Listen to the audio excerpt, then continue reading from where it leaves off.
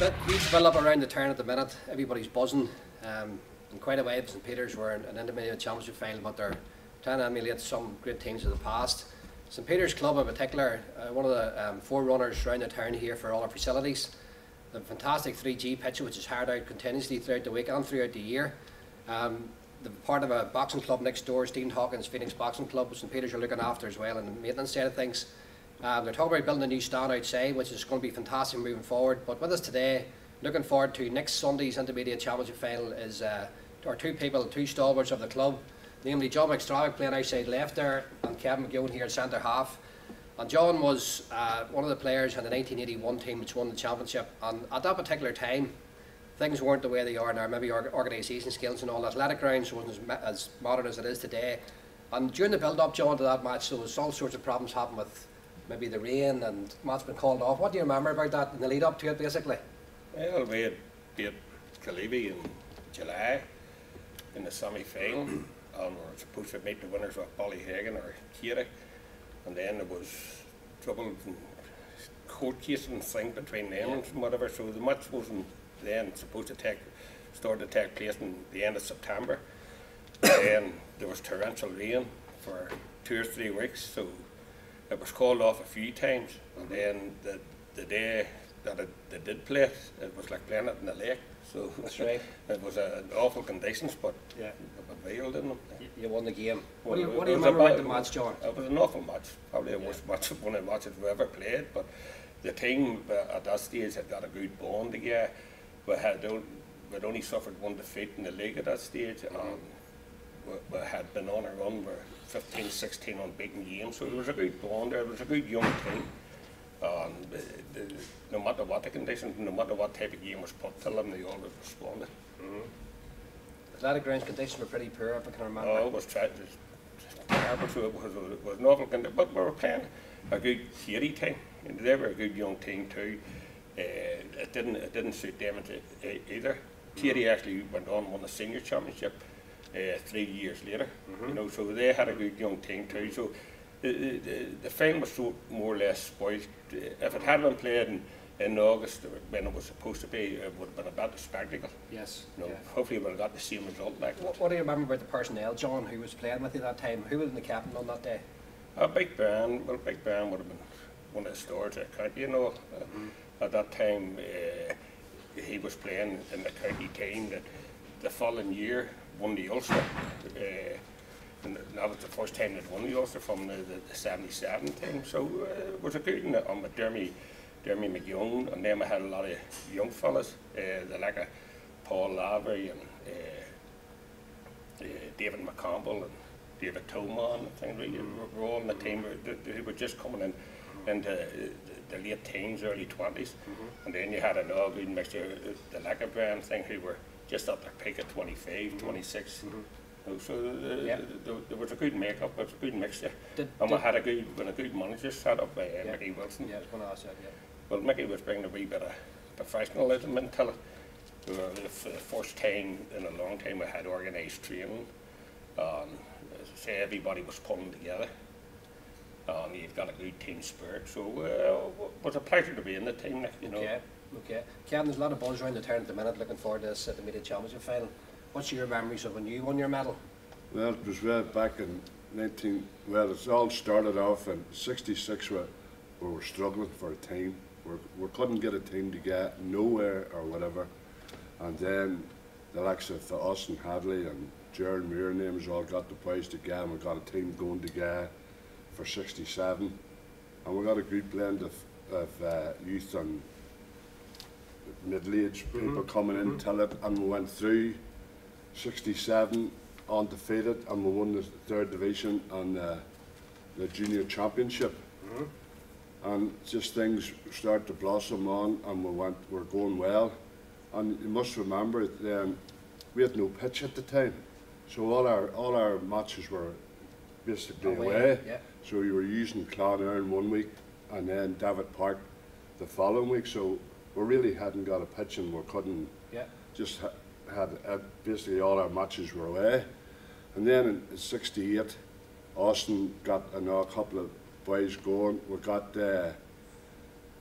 I knew Anne's cousin, Kevin Doyle, was married to Rosemary Boyle of Thrantham Road, and Clan Irmer after him, but because he was Anne's cousin and one thing and another, we got talking to him. Yeah. And we are reaping the benefit now by winning the court case and different things, Yes, of and course. having that great pitch out there and the facilities around here. So, you know, up there all started back from the hole in the wall. I think it was in Groton Street. That's where our first meeting in clubs was, up in the hole in the wall in Groton Street, top of Groton Street. It was just behind St Peter's School. And then we progressed and we built an old tin hut there in the field, and we were allowed to use St Patrick's Hall and out in the Free Crow, like, you know, Yeah. when you think back what we had, and we didn't, when you think back of, and it's amazing what we have, I didn't know what an Achilles was, or a hamstring, or Yeah. thought But there's in the something you got in butcher's, giant butcher's shop, and you darned said to Shank O'Neill or Thomas Cutter, my legs, so he said it's sleeping. Put it off the ground and wake it up, and away you go. And, Yeah, and, I know, that's, I know, I and know. that's Eugene, with the past and all that the club does have every year, we look into it. We have a Hall of Fame, and we look into the history of the people that contributed and made big changes to the club, and we trade on every year. On names that have been mentioned there have all been winners of it, and the main man is our president, Yeah. who Bannock Lavery, who hopefully will be at the final, but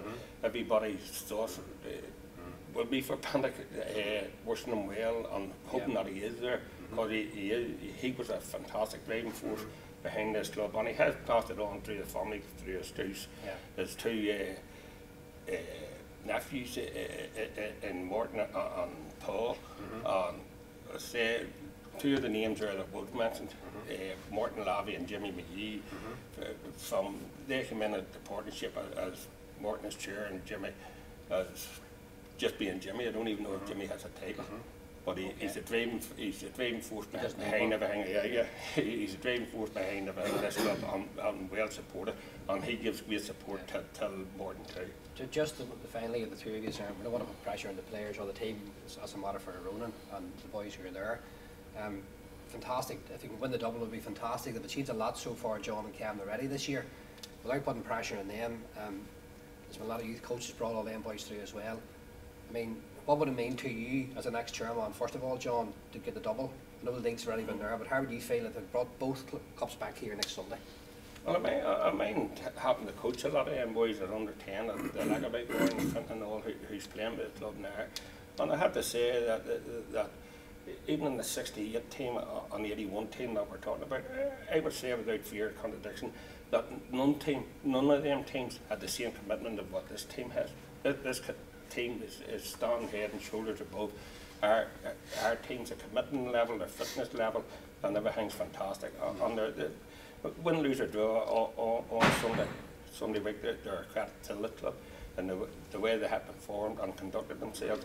Until a man, you know, to have over 40 people seeing them stripped out for your senior team gives you a great pride within your club. Another like a Josie, and them is we went through many lean years when you had to go around and knock people's door to make up the 15. The club has come a long way from it, and these lads here are a credit to it. It would, hopefully they're looking back in 30 and 40 years' time with the same pride that we're looking back on names. Brilliant. Kevin, throughout the season, just the one wee thing I want to talk about without talking about actual technical stuff as far as the club's concerned. There was a time at the end of the league campaign where you had to go to Cullerbell on a Wednesday night to win the league. There was matches down here where you were beat through with the Clans in David Park but had to come back from it. What sort of commitment and determination did it show when you went to Cullerbell, won the league on a Wednesday night? Did that say a lot? That turned, to me, that turned the league, turned our season. The belief that they were going up to Cullerbell and beat Cullerbell in their own pitch. We wouldn't have been in the final of the championship if we hadn't beat it. I firmly believe it.